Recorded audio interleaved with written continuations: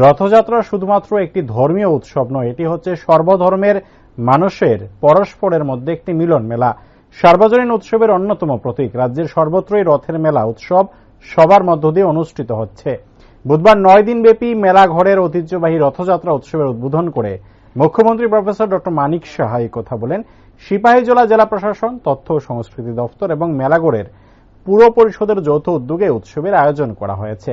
উদ্বোধনী অনুষ্ঠানে মুখ্যমন্ত্রী বলেন, রথযাত্রা উৎসবের মাধ্যমে বিভিন্ন মানুষের মধ্যে ভাবের আদান প্রদান যেমন হচ্ছে, তেমনি মানুষের মধ্যে কৃষ্টি সংস্কৃতির মেলবন্ধনও গড়ে উঠছে।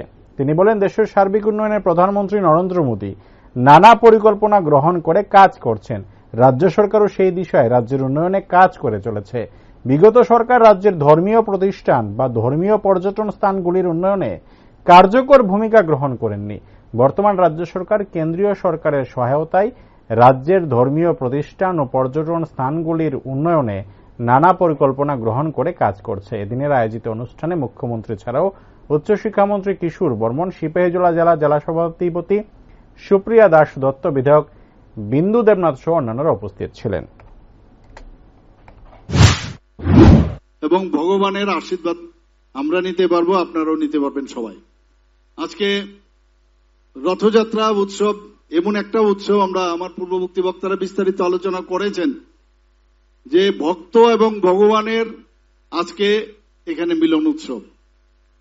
ভগবান সবসময় মন্দিরে পূজিত হন, উনাকে পূজা দেন, কিন্তু এই যখন অনুষ্ঠান হয় সেই অনুষ্ঠানে ভগবান তার মন্দির ছেড়ে সাধারণ মানুষের যে কথিত আছে তারা সাধারণ মানুষের সাথে এসে ওনাদেরকে আশীর্বাদ দেন। এবং এই কারণে এটাকে রথযাত্রা বলা হয়, যে সবাই যেন শুভ হোক, সবার মধ্যে একটা ভ্রাতৃত্ব বোধ থাকুক, সবার মধ্যে একটা ভাইচারা থাকুক।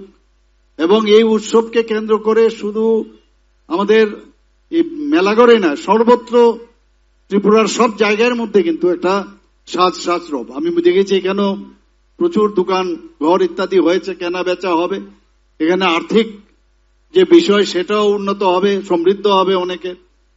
তো সব মিলিয়ে আজকের দিনটা কিন্তু একটা সত্যি আনন্দের দিন।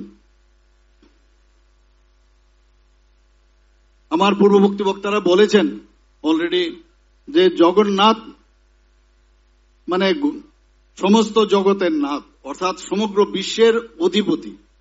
কাজেই এই যে বিষয়, সেটা আমাদের নেক্সট জেনারেশন, আমাদের ছেলে মেয়েরা কিন্তু এই বিষয়গুলো, সেই জ্ঞান যাতে এটা পরম্পরা হয়ে সেটা সবার মধ্যে আসে, যে এই যে রীতি নীতি আমরা পালন করি কিসের জন্য করছি।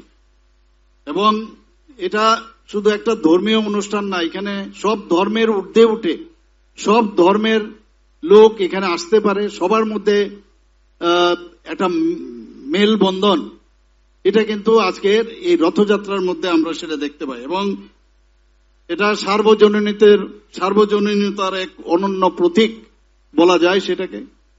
আমাদের পৌরাণিক কাল যদি আমরা দেখি, বিভিন্ন যেসব আমাদের পৌরাণিক কালের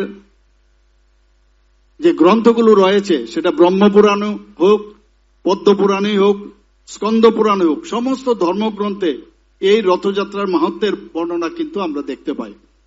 এবং এই যে ঐতিহ্যগুলো, এগুলো আমাদের নেক্সট জেনারেশন